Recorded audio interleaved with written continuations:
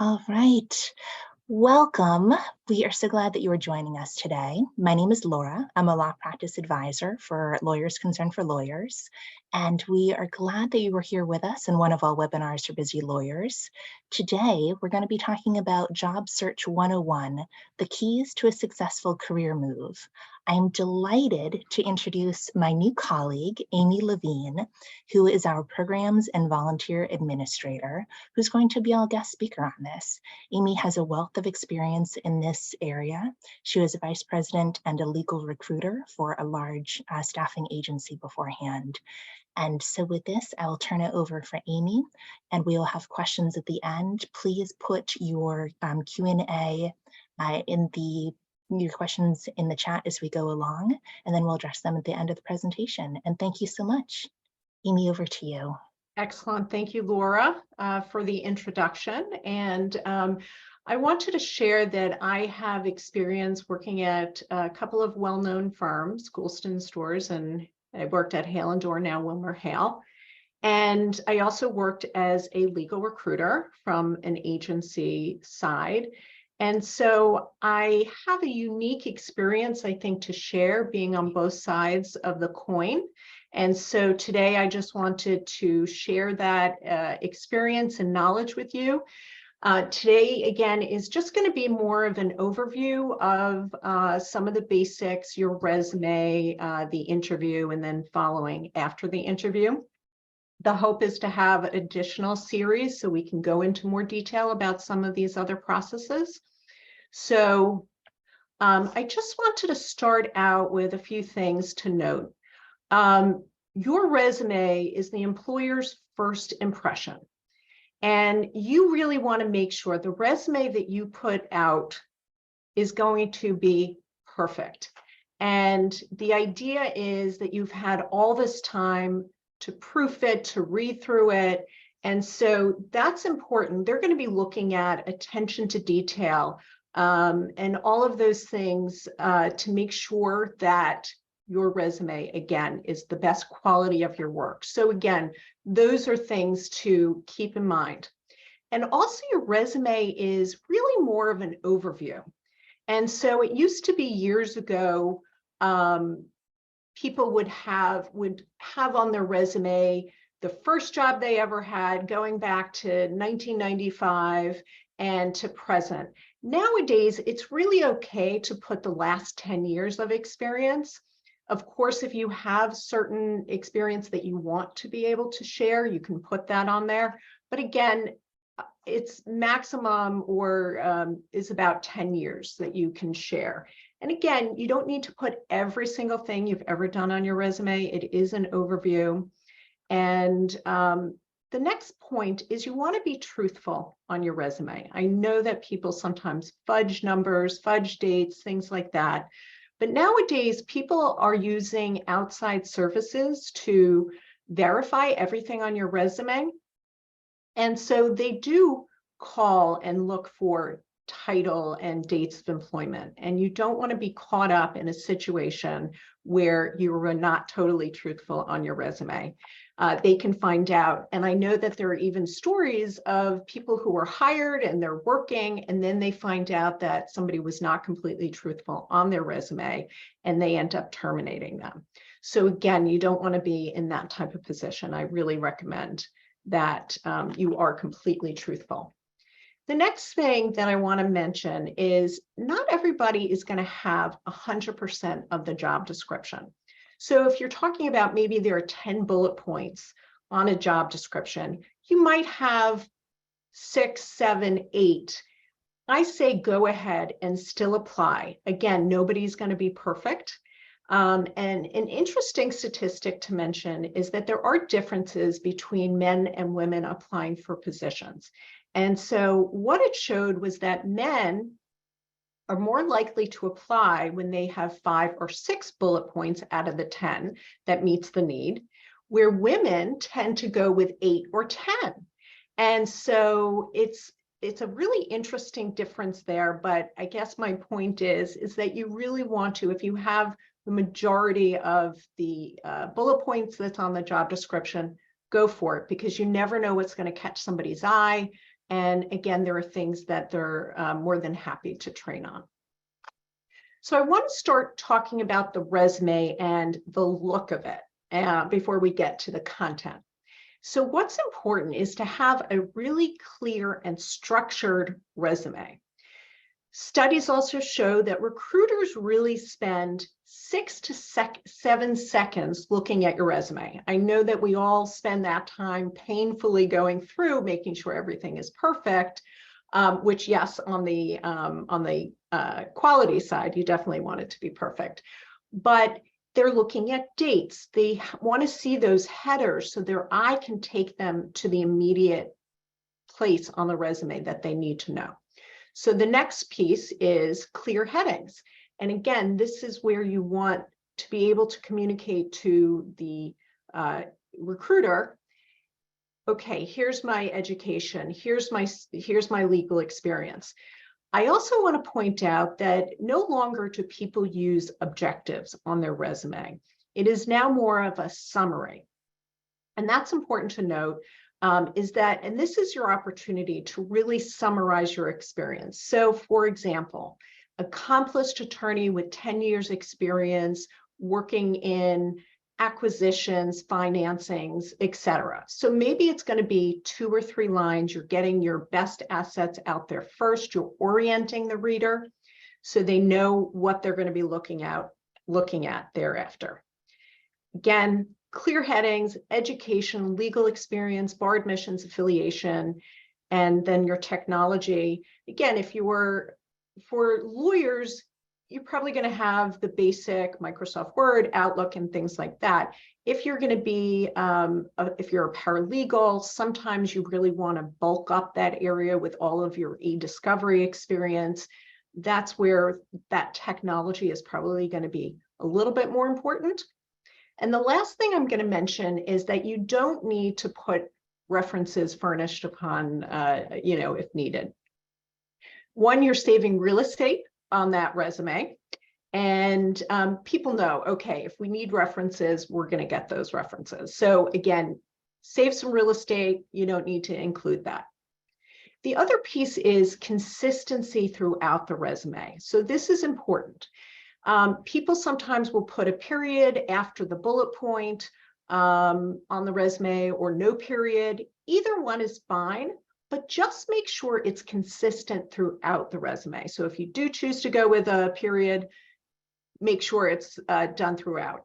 Also, making sure your font is consistent. So if your headings are at a certain size, make sure all of your headings are at a certain size. Check your bullet point fonts, because that's also important. I've seen plenty of resumes where one job description has a bullet point maybe at a 12-point font, and then the next one is a 10. So those are things to keep in mind. Also, the indentation of where you're putting it.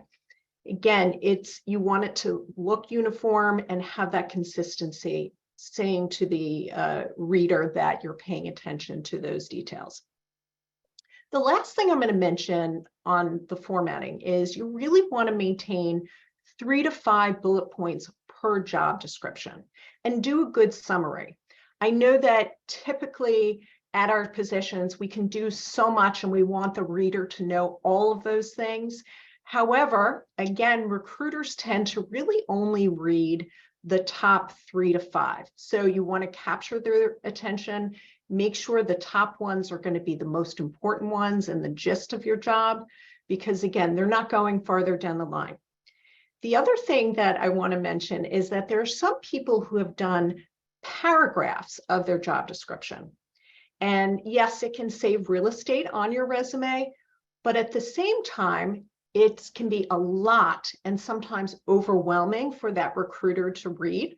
And I want to share a story that there was a candidate of mine who had incredible experience, really great finance and corporate paralegal.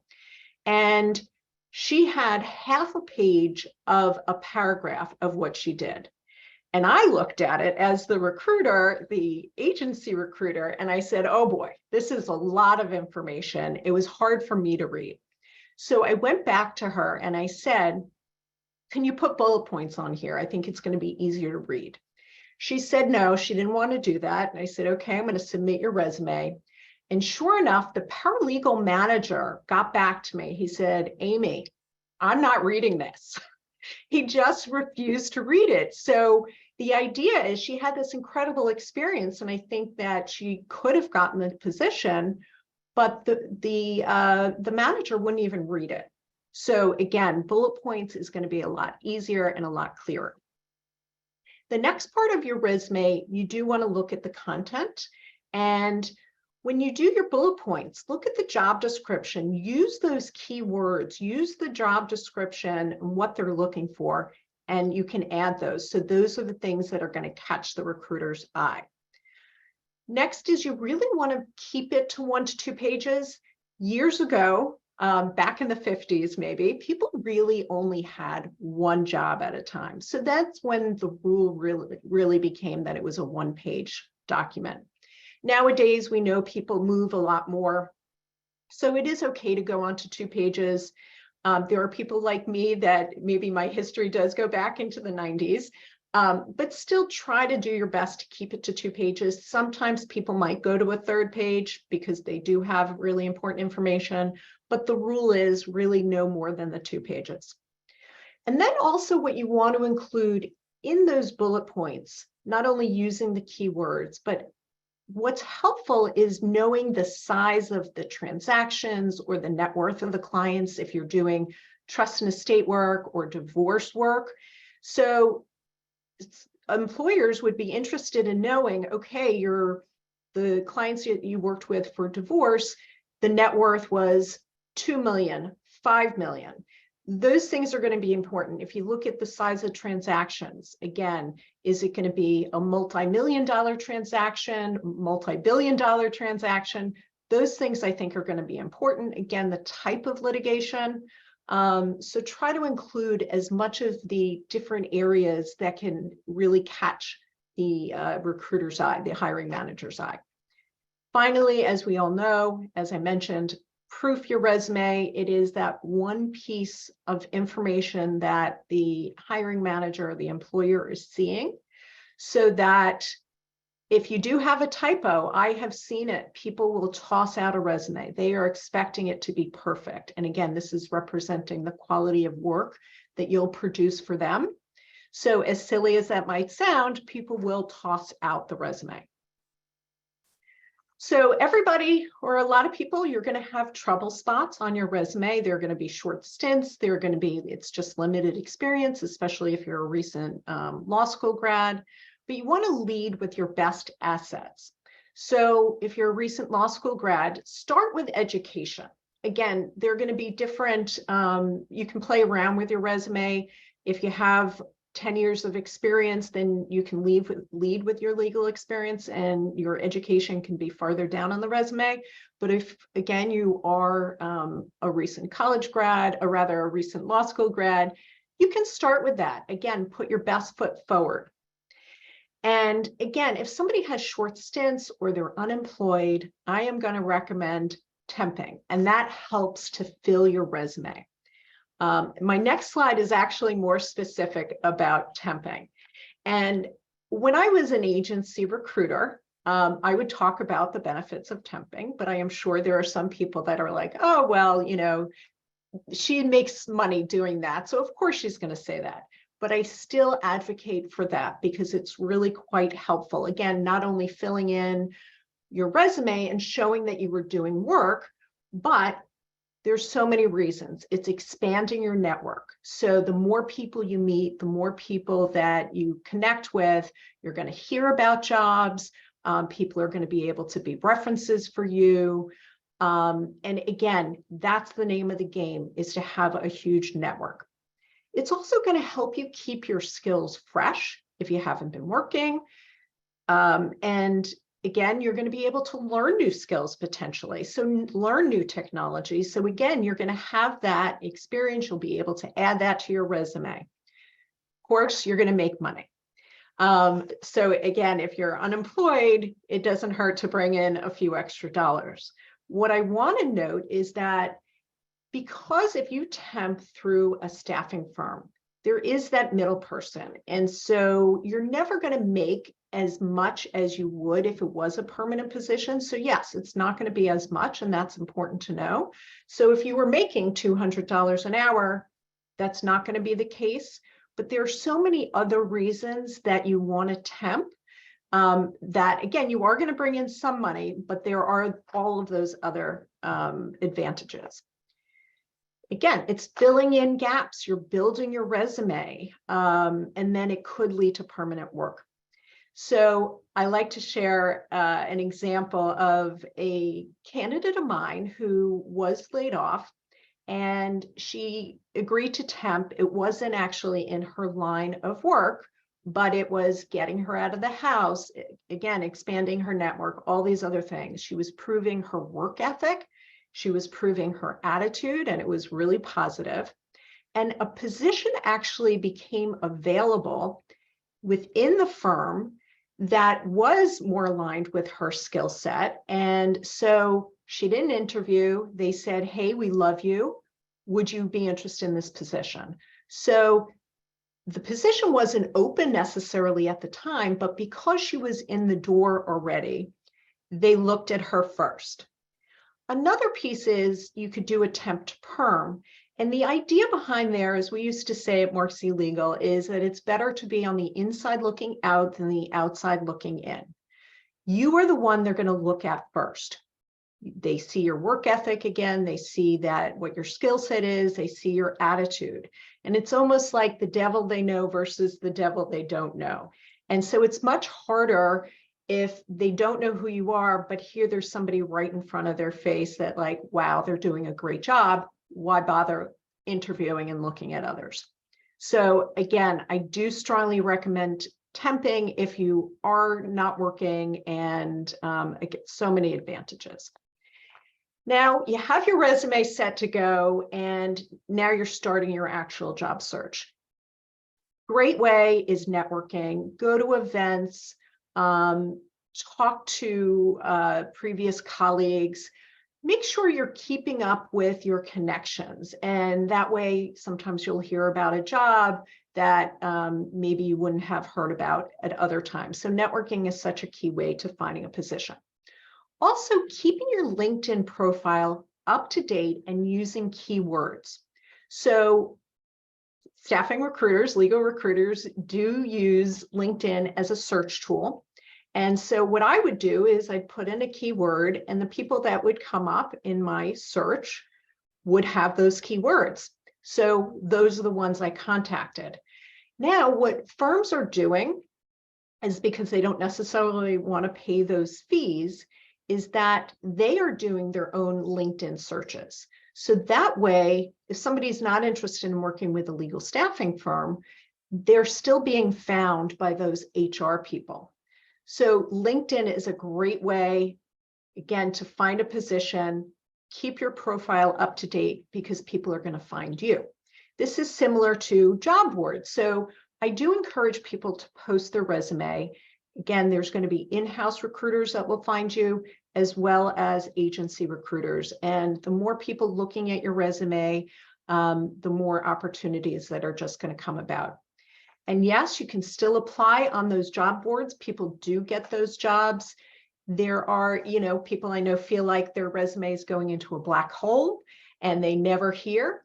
But yes, your resume will eventually get to the people that need to see it, and people do get jobs that way.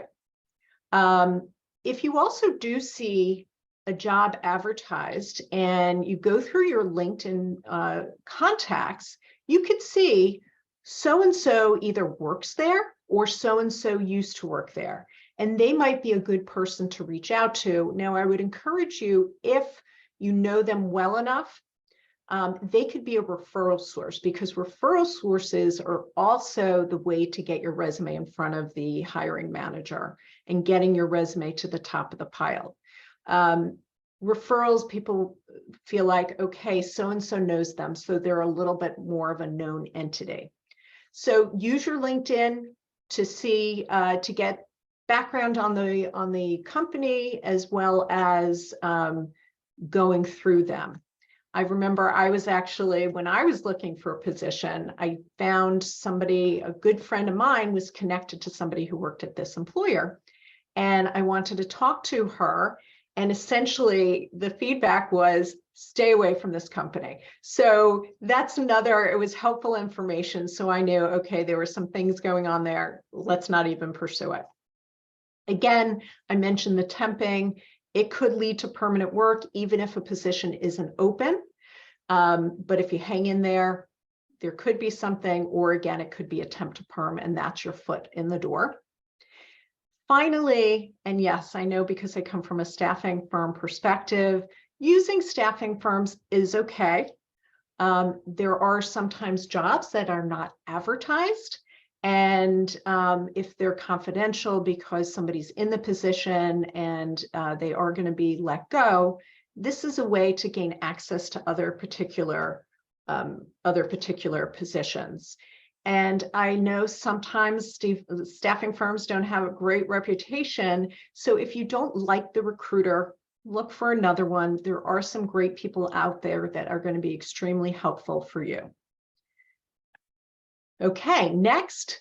So your resume was seen, you did your job search, now they want to meet you. So of course you want to prepare for that interview. You're going to do lots of research on the company, employer. You're going to research the interviewers, look on LinkedIn, just get a good idea of who you're going to be talking with. Sometimes you'll find a commonality with that person, which is always a great way to have an icebreaker when you first talk with them. But also spend the time going through the entire website and getting to know, what does the firm do? Because you're going to probably be asked that question, is why us? So you want to have a good understanding also of what they do. You also want to prepare thoughtful questions. And I'm sure everybody knows, you want to stay away from the benefits piece, the salary piece. Your job is to focus on what the job is and then assess if that is the right thing for you. So I want to share a story on the power of thoughtful questions. I had a candidate who interviewed for a particular position, and usually what happens is I'll get the candidate's feedback and the client's feedback after the interview. And I was talking to the client, and he said, you know, Amy, this person was great, lovely person. As I was talking to her, I think she's a little too junior for the position. However, when I gave her the opportunity to ask me questions, the level of question that she asked said, hey, maybe she's a little bit more advanced than I thought she would be or is. And so he brought her in for a face-to-face interview. And it was purely based on those questions that helped her get to the next step. Now, ultimately, she didn't get the job because she was too junior. However, I still think that's a great example because it just shows how she got to the next step. On the flip side, I had a candidate who went in for an interview. Client said, oh my God, she was great, has the right experience, etc. But when we gave her the opportunity to ask us questions, she said, I don't have any. And the client's like, how does she not have any questions for us? And based purely on the fact that she didn't have any questions, they rejected her. So again, I like to emphasize these two sides of the coin. Additionally, you want to think about who that person is that you're interviewing with and make those questions appropriate for that person. So if your initial interview is with the recruiter, you don't necessarily want to ask the details about the job because she might not know. Questions for the recruiter might be, can you tell me a little bit more about the culture? Can you tell me a little bit more about the size of the team, etc.? Those are the types of questions that are going to be more appropriate for that person. And then when you actually meet with a hiring manager or the people who do the work, then you can ask those questions. Also, questions like, if you're talking to your manager, what is your management style? And that's going to help you figure out if it is the right position for you. I always say, hey, look, if somebody comes back and says, look, I like to stand behind you as you write every single email that you do, well, it's going to help you know maybe that's not the right job for you. I know I wouldn't personally like it. Other people might. But again, the questions are going to help you get as much information about this job so you go in with your eyes wide open. The other piece is have an elevator pitch prepared. So if they ask the general question, tell me about yourself, you want to have a general summary of who you are, and maybe you just use the summary that's on your resume. It doesn't mean they want to start going through your resume on an individual basis, but again, you want a general idea about who you are. And then also prepare quick answers for the reasons for leaving. You don't want to go into great detail and dwell on things. Again, be prepared, answer that question, and move on. Again, continuing in the interview preparation, you want to prepare for those common questions. Why our firm, company? Be prepared. Oh, law firm ABC has a great reputation, et cetera, et cetera. So have an answer, why them? They want to know they are wanted. They want to know they are special, not, hey, I need a job. So, so again, want to make sure you're prepared for that. And why should we hire you? You want to think about all the skills that you can bring to them. Keep in mind, this is about a time to talk about, again, what you can bring to them, not what they can do for you. So sometimes people might say, well, you should hire me because I live down the road and so it's a great commute for me. No, you want to flip that and talk about, well, if I live down the road, I'll be able to be there if there was anything urgent that happened. Although, of course, things change now with working remotely, so that's probably not as necessary.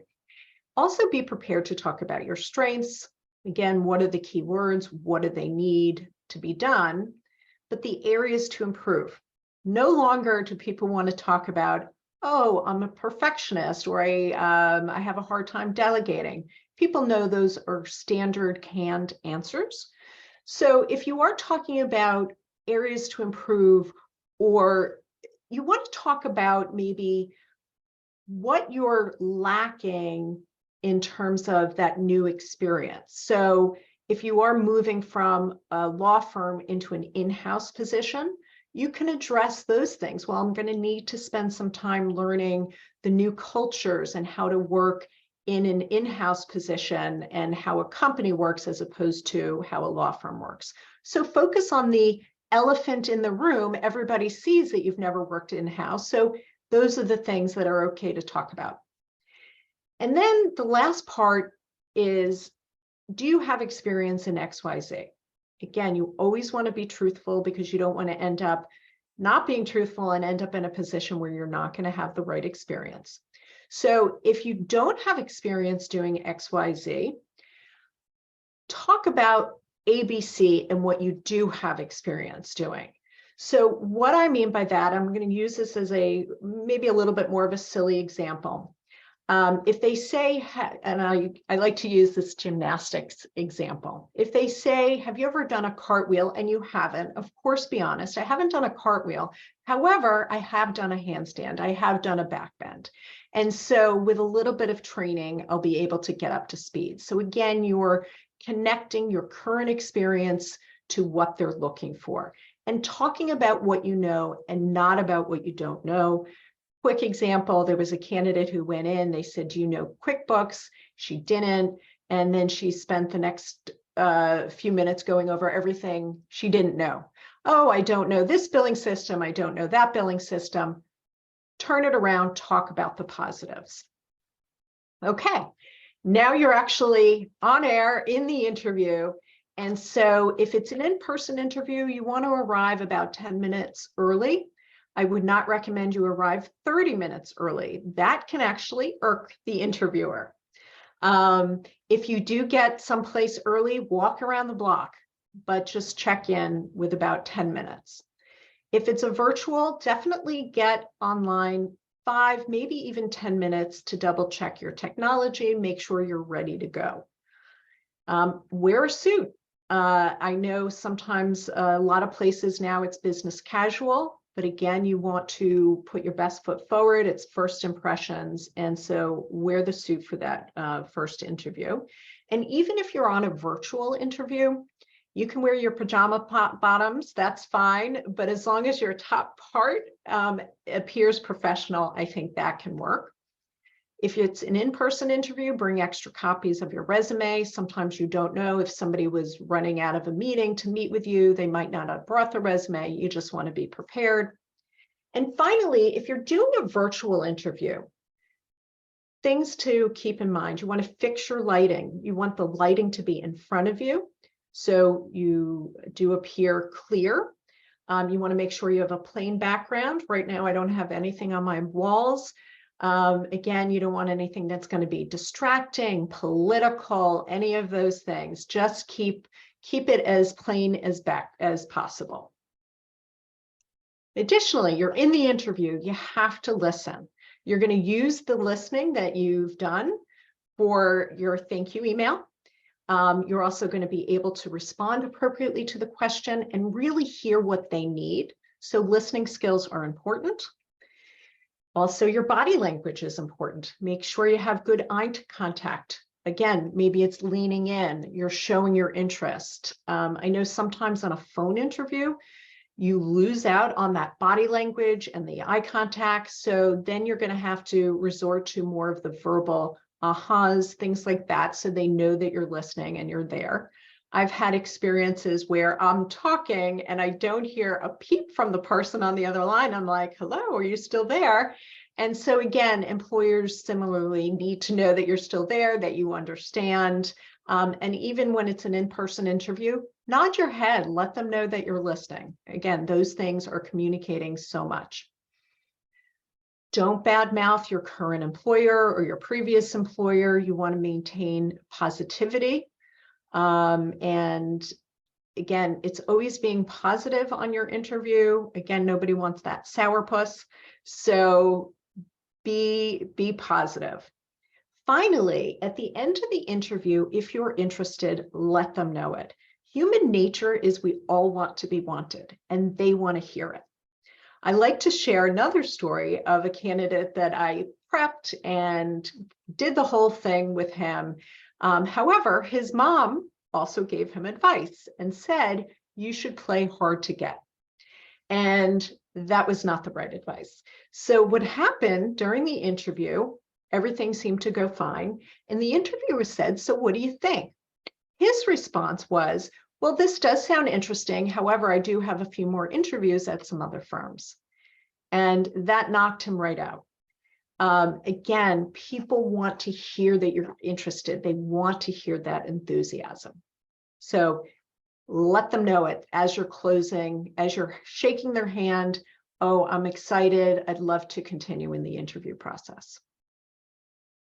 Okay, you've completed the interview. Now you're writing your thank you email. And yes, it is a thank you email. You want to make sure it is out within 24 hours. It used to be people sent a personal note.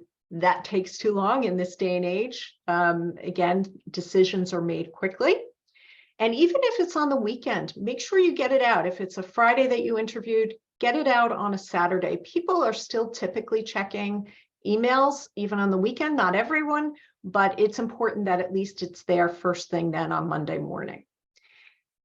I recommend a 3-paragraph thank you note. It sounds more than it really is.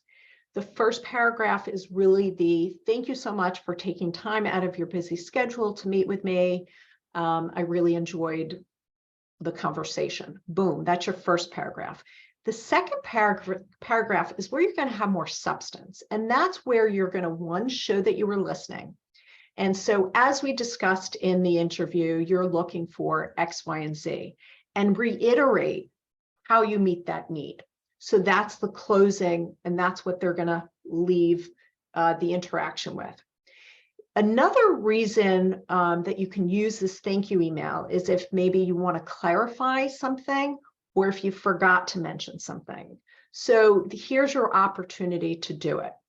So again, that's going to be the middle paragraph, the substance. The final paragraph, and so maybe that's 2 or 3 lines. That's why I say it's not an essay. The final paragraph is really the thank you again. I'm really interested and excited about the opportunity. I hope to continue in the interview process. So again, it's maybe 1 or 2 lines. People want to be wanted. They want to know that you're interested. There are some times that a candidate is not interested in the position. You still want to make sure you get the thank you email out. At least you don't want to burn bridges. You never know if something else comes up at that company that you are going to be interested. So then you can close with, thank you again. I really appreciate your time. But if you are interested, let them know it.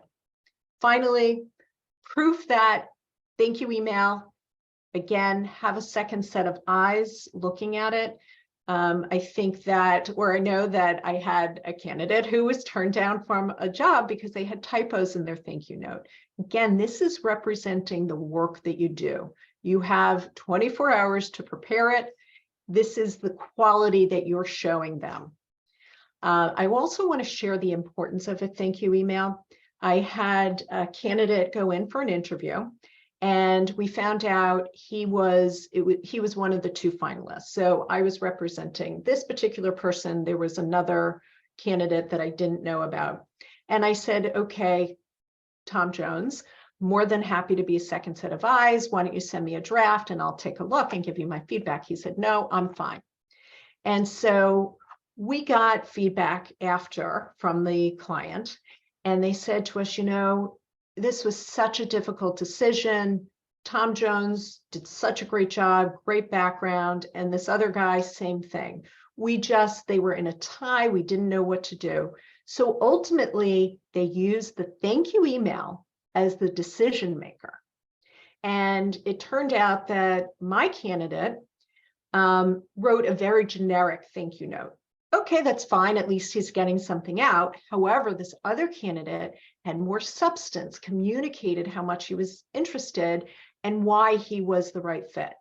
And so that person was selected over this other candidate. And so again, the thank you email is an important piece of this process. I know people will say, oh, not a big deal, but it is and can be.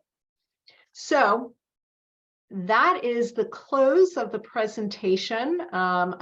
Hopefully that it was helpful.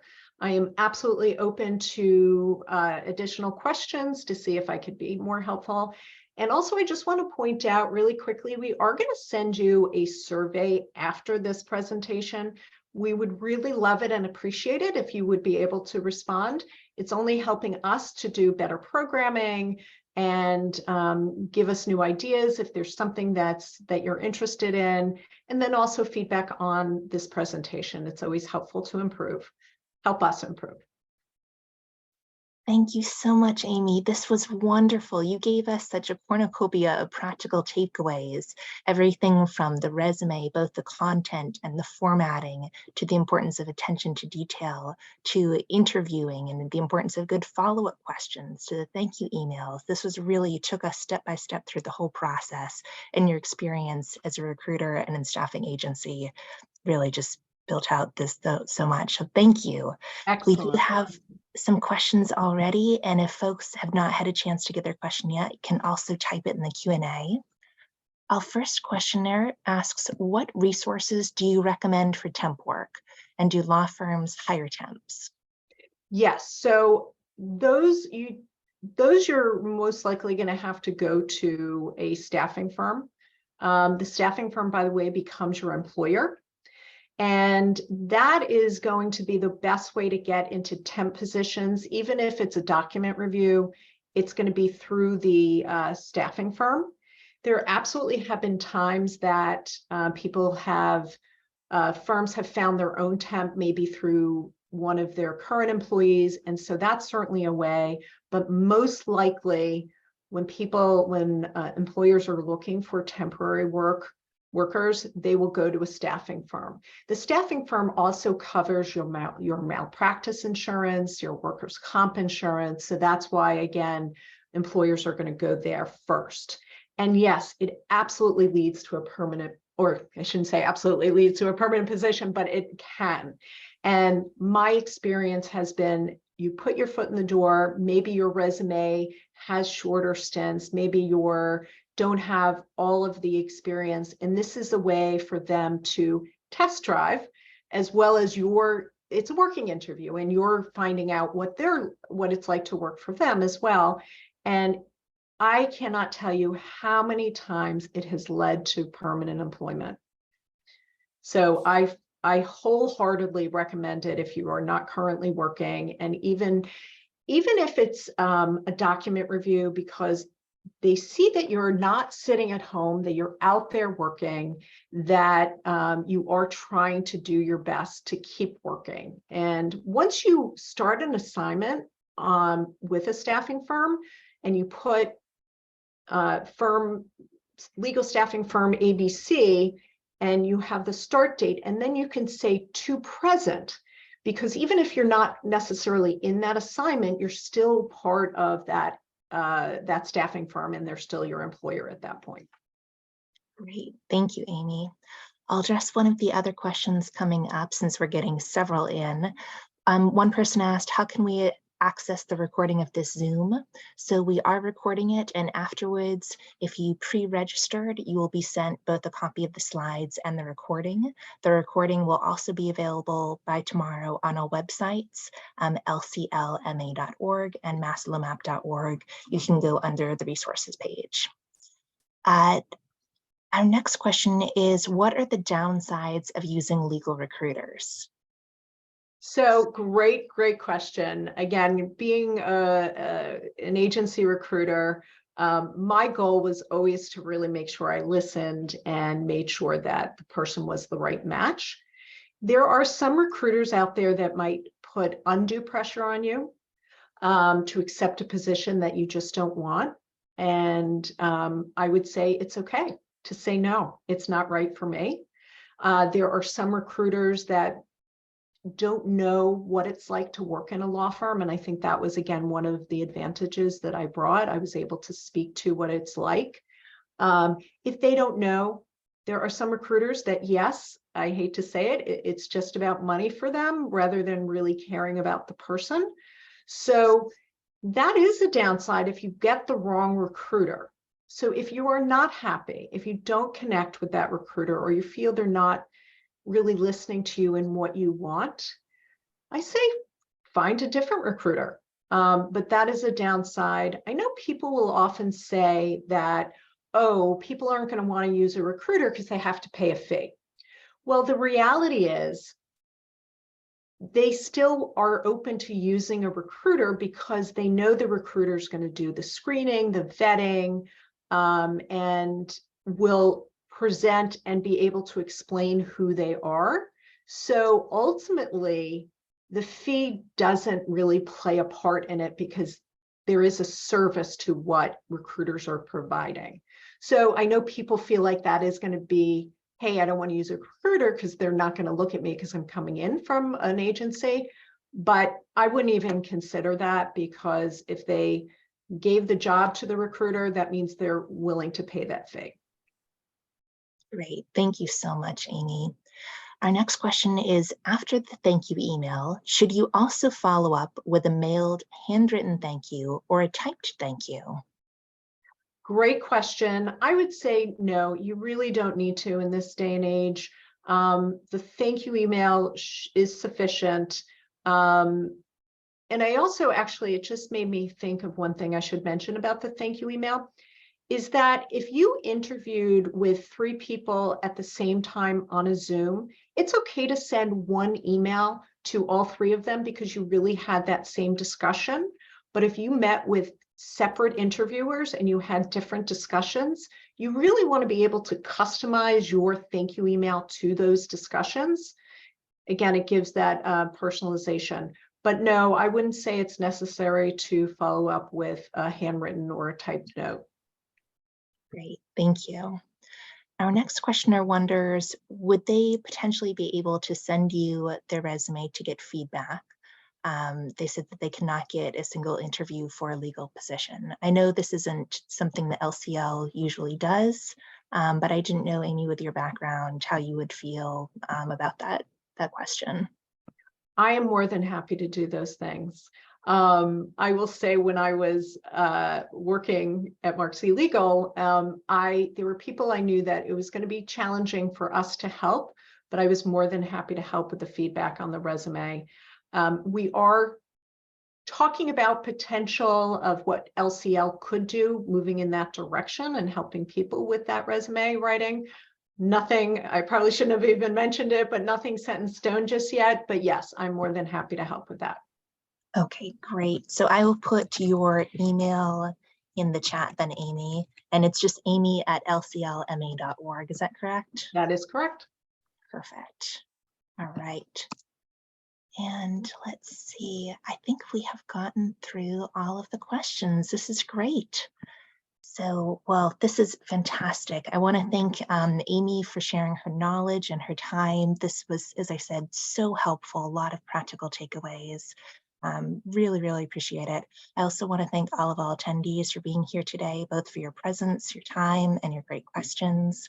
If you have questions that you didn't get to address later, you can always come back to us. LCL offers free confidential consultations, so you can find out more at lclma.org.